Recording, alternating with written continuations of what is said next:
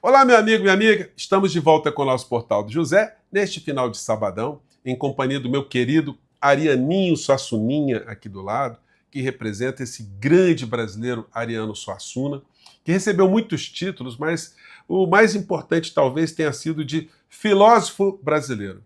Porque poucas pessoas no mundo conseguiram mergulhar tão profundamente na alma do nosso povo quanto Ariano Suassuna. Sobretudo o nordestino, as pessoas dos rincões aqui do nosso país. E na obra de Ariano Suassuna se percebe uma especial admiração dele por um tipo de mentiroso. Mas não o mentiroso estelionatário, o vigarista, o lacaio. Não. O mentiroso inofensivo, o mentiroso criativo, o mentiroso que contava alguma coisa para escapar de alguma dificuldade, ou o mentiroso que simplesmente contava alguma coisa para as pessoas rirem.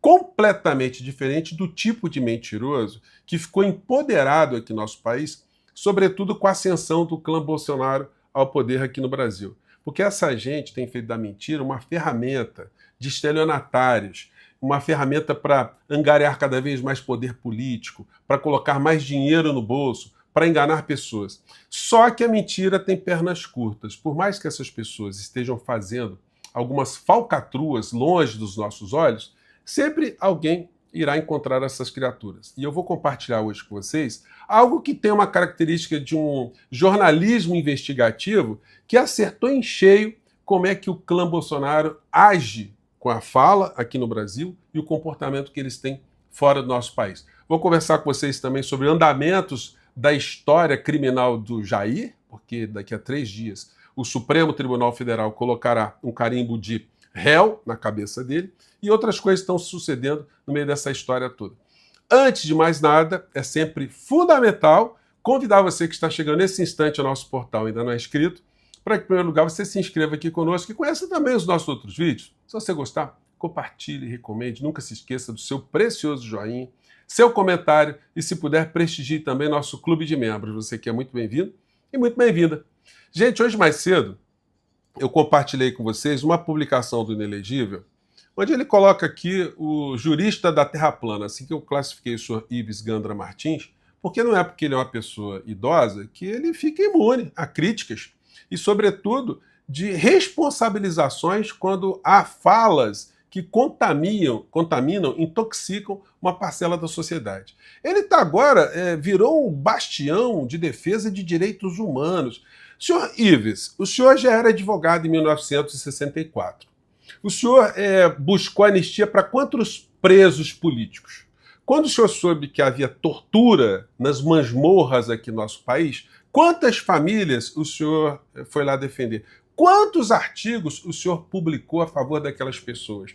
Quantas famílias tiveram os seus entes queridos assassinados, mortos, né? E esquartejados, tiveram seus corpos dilacerados, escondidos por todos os cantos, que o senhor defendeu? No entanto, agora ele está ressuscitando não a alma de coisas boas relacionadas a direitos humanos, mas ele está pegando ali essa turma que foi anistiada de torturadores e assassinos que tem algum tipo de identidade com esses que queriam fazer a mesma coisa que aconteceu no nosso país a partir de 64.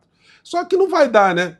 Fez um discurso que não foi jurídico, nesse vídeo mais cedo que eu mostrei para vocês, porque veio falar da taxa Selic, que os economistas estão dizendo que o Brasil está complicado, que corrupto não vai para a cadeia, e aquelas jargões, mas não entrou no mérito. Quando ele fala de alguma coisa próxima do mérito, ele diz que não houve golpe aqui no Brasil, tentativa de golpe, porque o golpe precisaria de ter um líder dizendo: olha, eu vou ser o golpista, eu vou ser o presidente, e precisaria ter derramamento de sangue também. Em 64, que o senhor apoiou, não teve nada disso, né? Não teve ninguém que se apresentou e, no entanto, tivemos um golpe aqui no nosso país. Portanto, vamos desconsiderar isso e considerar apenas como mais uma pessoa nesse jus esperneandes, ou seja, o direito de ficar esperneando com as costas no chão, batendo as perninhas, né? O Inelegível, não satisfeito com isso, ele publicou também o editorial do Estado de São Paulo, um Estado que apoiou a ditadura militar aqui no nosso país também, que ficou silente com as torturas, as censuras e todas as transgressões a direitos humanos. O jornal veio hoje também criticar uma decisão do ministro Alexandre de Moraes, que foi seguida pelos outros ministros, que tacou uma pena ali numa dessas criaturas que estavam lá atuando. Vamos lembrar sempre, né, que essas criaturas, agora inofensivas, entoavam palavras de guerra, cânticos militares, ameaças, iam para as ruas e colocavam, de fato, sob algum tipo de ameaça de existência, pessoas como eu e você. Porque essa gente, se nós estivéssemos presos e torturados, eles iam estar batendo palma. Eles estão dizendo, olha, é isso mesmo que nós queríamos. Comunista tem que morrer, socialista tem que morrer, esquerdista tem que morrer, tem que ser banido. O Brasil tem que ser da maioria, não pode ser da minoria. As minorias têm que sujeitar toda essa patifaria que essa gente andou falando, né? Só que a gente vai vendo que eles escondem o comportamento de um roedor nas suas almas, como é o clã Bolsonaro com esse tipo de prática que eles fazem. Por exemplo, Dudu Bananinha posou de destemido, defensor de direitos humanos, da nossa democracia, e disse que está se sacrificando pelo nosso país.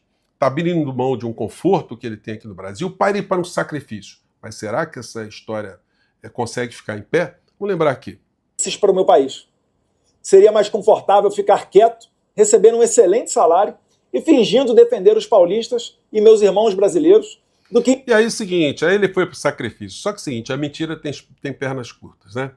Vamos ver o sacrifício da criatura. Algumas coisas já começaram a aparecer, mas eu quero aqui compartilhar com vocês uma reportagem, vamos dizer assim, investigativa, de alguém que não é do campo da esquerda, o Abraham Weintraub.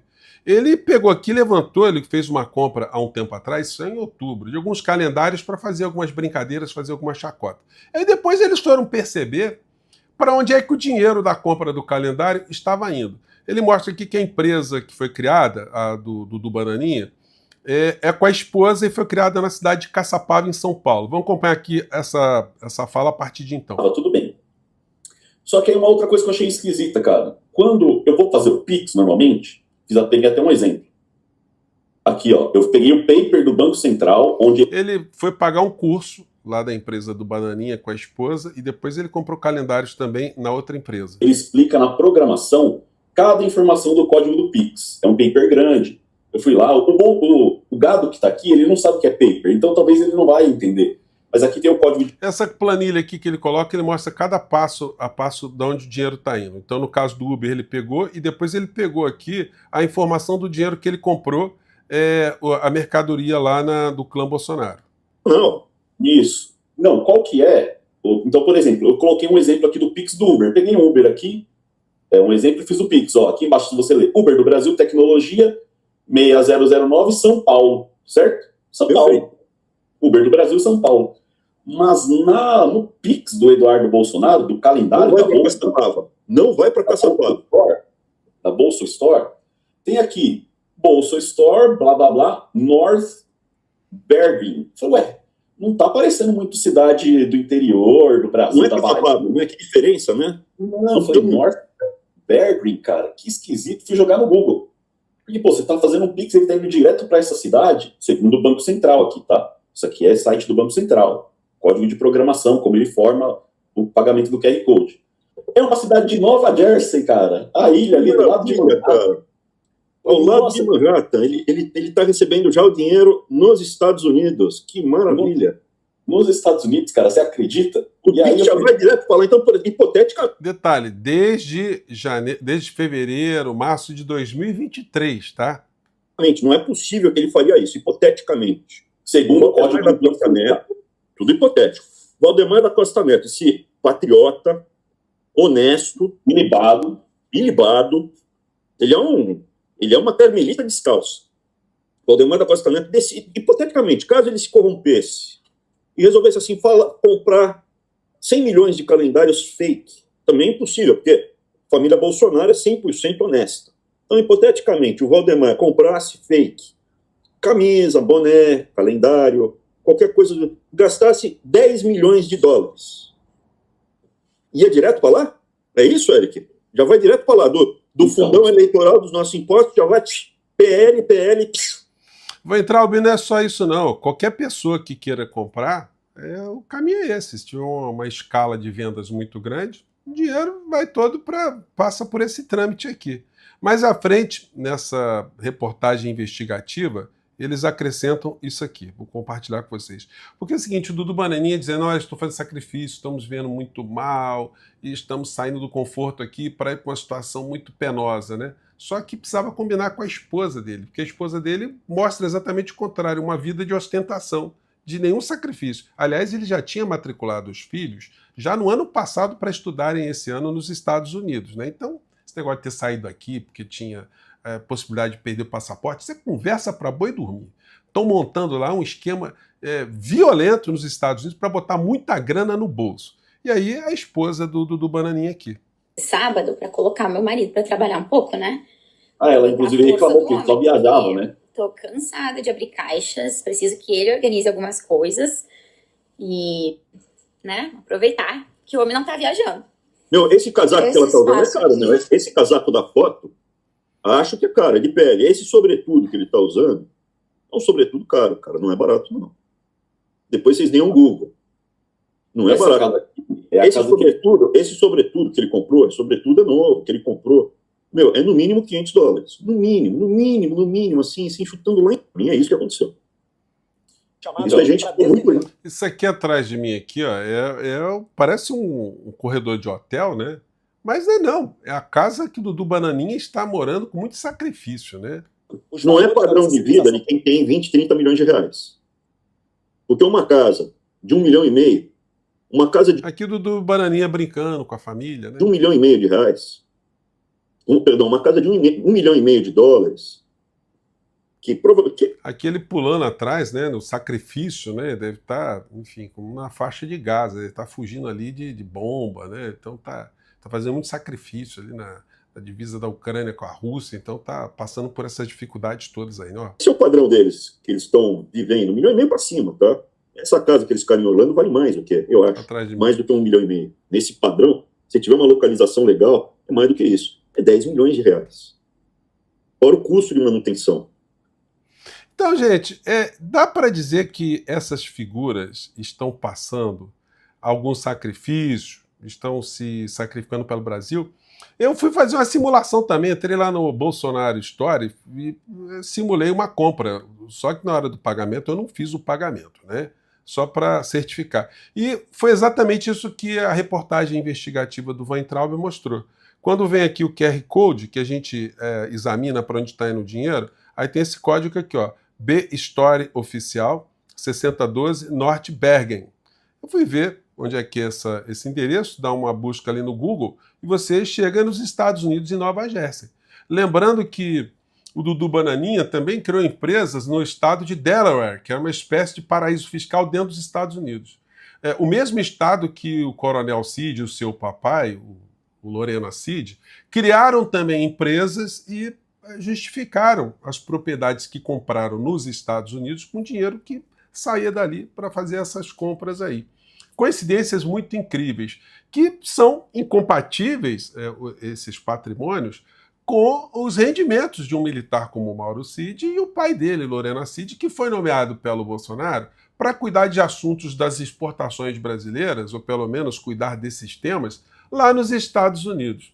Então, gente, a picaretagem está vindo à tona. Hoje nós estamos ajudando aqui a jogar mais luzes, porque quem sabe o parlamento comece a levantar essas questões, né? Que história é essa aí? O Dudu Bananinha, ele tem condição de permanecer ainda como deputado federal, porque ele não está cassado, ele ainda tem direito a voltar para o parlamento depois que a licença dele terminar. Isso está nos planos dele, gente, porque ele não iria abrir mão da possibilidade de perder a imunidade parlamentar, porque se ele, sem o mandato, ele voltar para o Brasil na condição de cidadão comum, ele pode ser encarcerado na hora, desde que seja alguma coisa responsabilizada a ele no campo criminal.